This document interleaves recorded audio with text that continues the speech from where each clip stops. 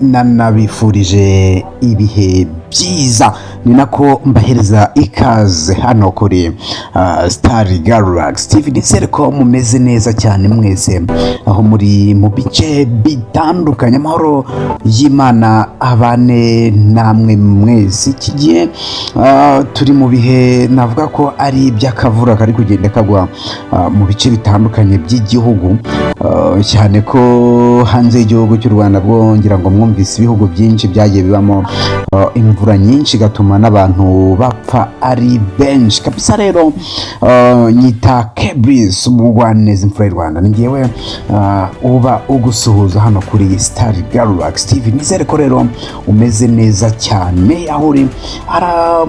Bari mu majyepfo, hari abari mu majyaruguru, baba bari iburengerazuba, hari ababa bari iburasirazuba. Mwese muhamudukurikiye hano kuri Star Galaxy TV. Nizere ko rero mwese mumeze neza cyane. Ngira ngo wenda ubwo duherukana nari ndimo tugaruka ku bijyanye n'urubanza rwa Prince Kid, tuvuga uko byagenze. Ngira ngo mwarabyumvise ko Prince Kid urubanza rwiwe nyuma yo kumara igihe kinini cyane akongera nyine akanatsinda akagirwa umwere, ariko nyuma ubushinjacyaha nyine bukaza kujurira akongera agatumizwa mu rubanza. Ngira ngo muzi ko rero ruriya rubanza Prince Kid yaje kugaragaza ko nibyo hari amajwi bagaragaje ubushinjacyaha bavuga ko ari aya Prince Kid. Nanone bakavuga ko ayo majwi yafashwe na telefone ya iPhone mu kwezi kwa gatatu, ariko Prince Kid wakavuga ko nibyo bari kugaragaza ko ayo majwi yagaragajwe yatanzwe mu kwezi kwa gatatu. Bavuga ko yafashwe mu kwezi kwa gatatu, ariko iyo iPhone 14 Pro yayafashe Prince Kid wakagaragaza ko yasohotse mu kwezi kwa karindwi. Abantu rero ako kantu kabashyiramo ikintu cy'urujijo, bibaza ese byaba bimeze bite nimba koko iPhone 14 Pro yarasohotse mu kwezi kwa karindwi, nyamara ubushinjacyaha bwo bukaba buvuga ko bwafashe ayo majwi mu kwezi kwa gatatu. Bimeze biturumva nyine aho hantu hatarimo akajiro, ugasanga nyine nuko ibintu bimeze kabisa. Rero urubanza rubura gica hariya. Abantu benshi baravuga ati Prince Kid ko amaze iminsi yikoreye ubukwe, mwaritse umuntu akirira ukwezi kwe kwabuye ibintu byanyu. Icyo cyaha mumurega ko kidafite epfo na ruguru, kidafatika, ntabwo mwamureka akaba yiruhukiye. So rero ngayo nguko nuko byagenze, ariko ibintu ntabwo birasobanuka neza. Tuzabivugaho n'ubundi birambuye, turebe uko ibintu bimeze kuri ibi bintu bya Prince Kid kugeza na n'ubu bitarahabwa umurongo ngo bifate indi sura nyine bigaragare neza byahawe umurongo. Urabona ni ibintu nyine biba bikiri aho ngaho bijagaraye, utavuga ngo bimeze bite. Ariko ubu ngubu wenda nyemerera gatoya dukomoze kuri TITI BROWN nawe benda gusa nk'abagira ibintu, wenda urubanza si rumwe ariko byose bisa nk'ibifite ahantu bijya guhurira.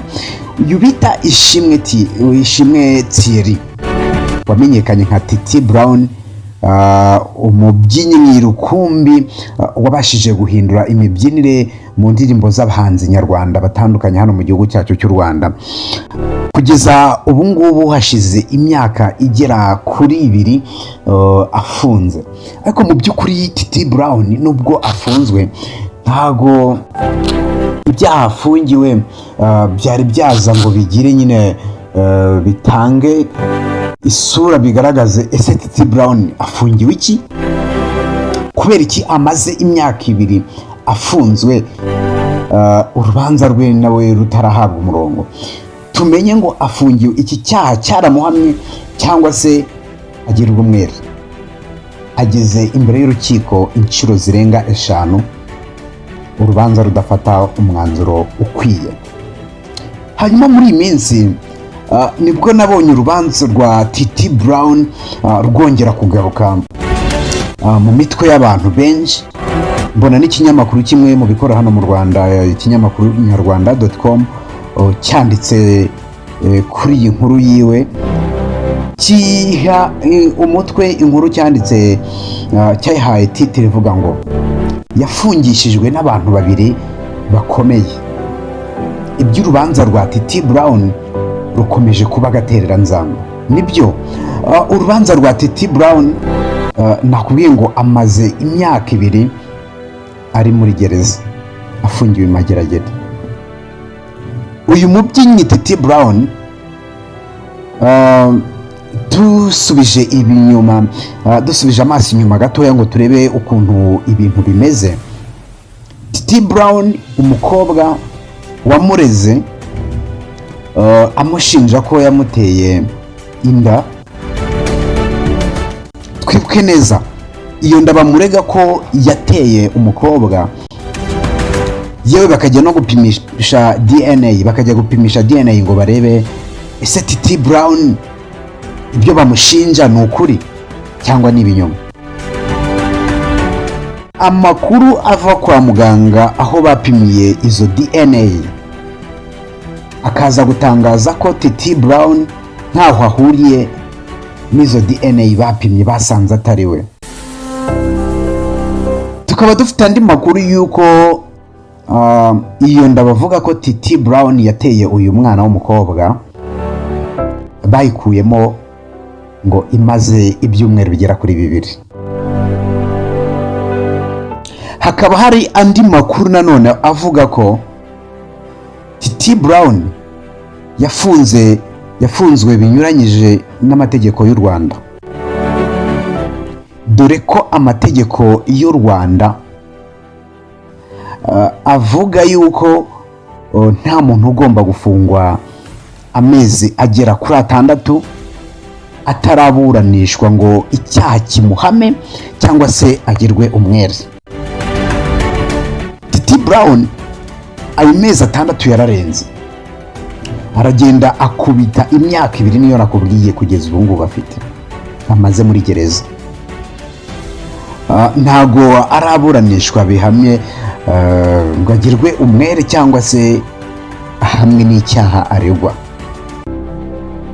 Nkuko nari mbikubwiye mbikomojeho gatoya, iyi nda TITI BROWN ashinjwa yakuwemo hashize ibyumweru 2 ayiteye.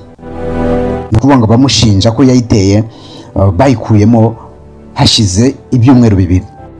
Mu by'ukuri TITI BROWN kuyikuramo cyangwa se gukuramo iyo nda ntabwo ari ibintu bari baganiriyeho, avuga ati wenda naguteye inda reka tuyikuremo.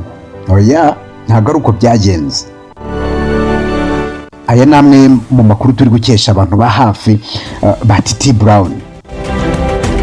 TITI BROWN yafunzwe habura iminsi 3 ngo yitabire igitaramo cyabereye muri BK Arena.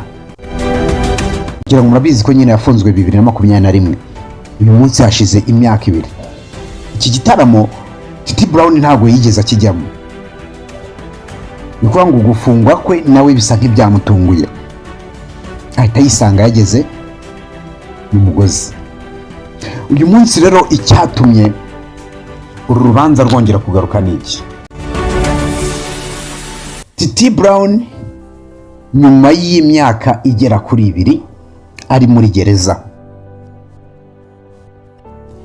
byongeye kubura isura aho famiye yiwe ya TITI BROWN yongeye kugaragaza ko TITI BROWN arengana.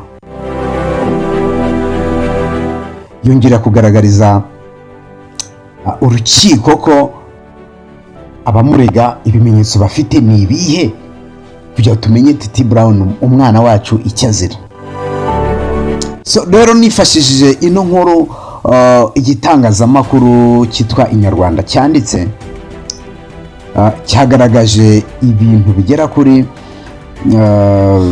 ndaza kugaruka ku bintu 3, ariko cyagaragaje ibintu byinshi bigaragaza ko bigaragaza n'abari inyuma y'uru rubanza rwa TITI BROWN, n'impamvu ituma uru rubanza rugenda gakeya.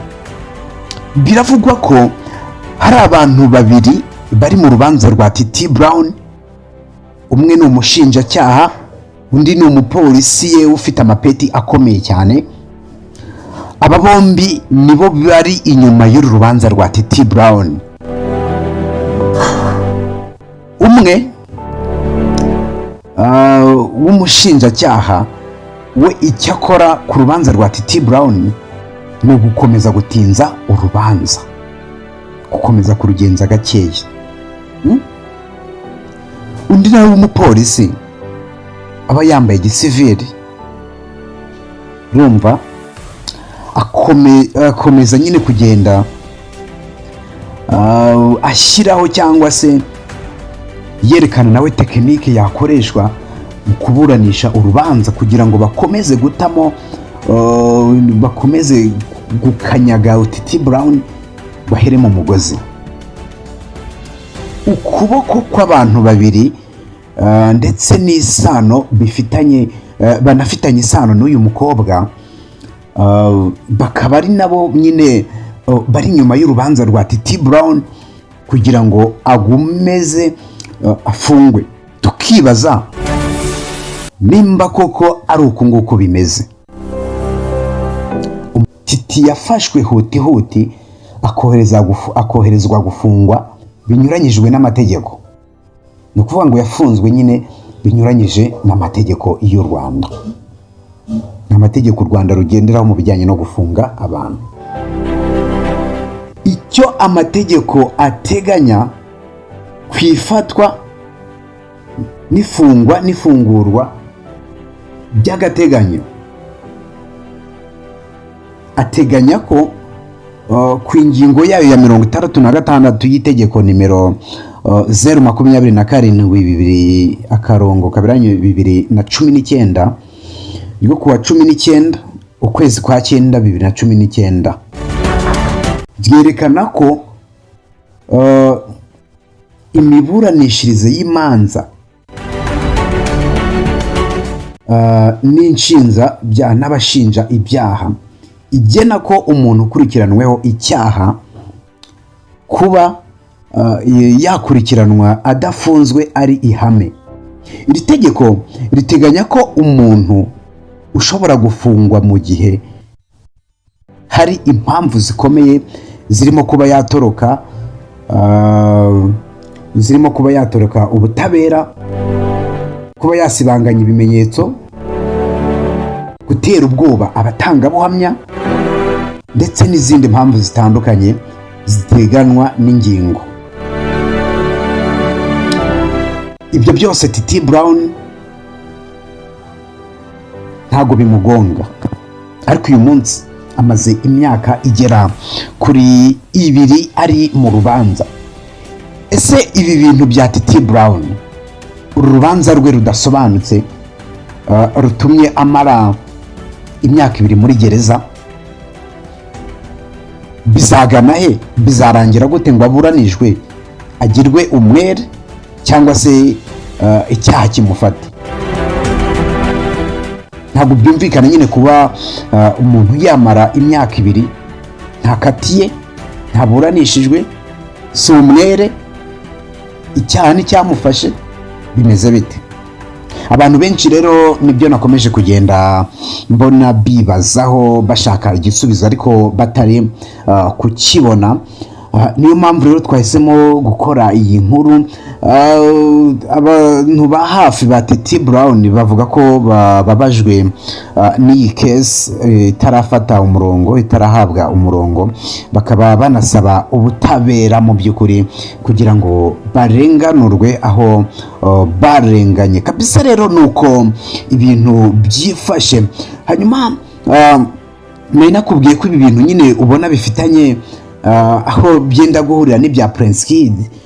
Prince Kid muri iyi minsi wari wimereye neza, wari uri mu kwezi kwa buki, nawe akaba nyine yarongewe guhamagarwa mu rukiko kuri ibi byaha aregwa, ariko nanone akaza gutaha bitahawe umurongo kubera ko abamushinja ibimenyetso byabo bikomeje kuba hafi ya ntabyo.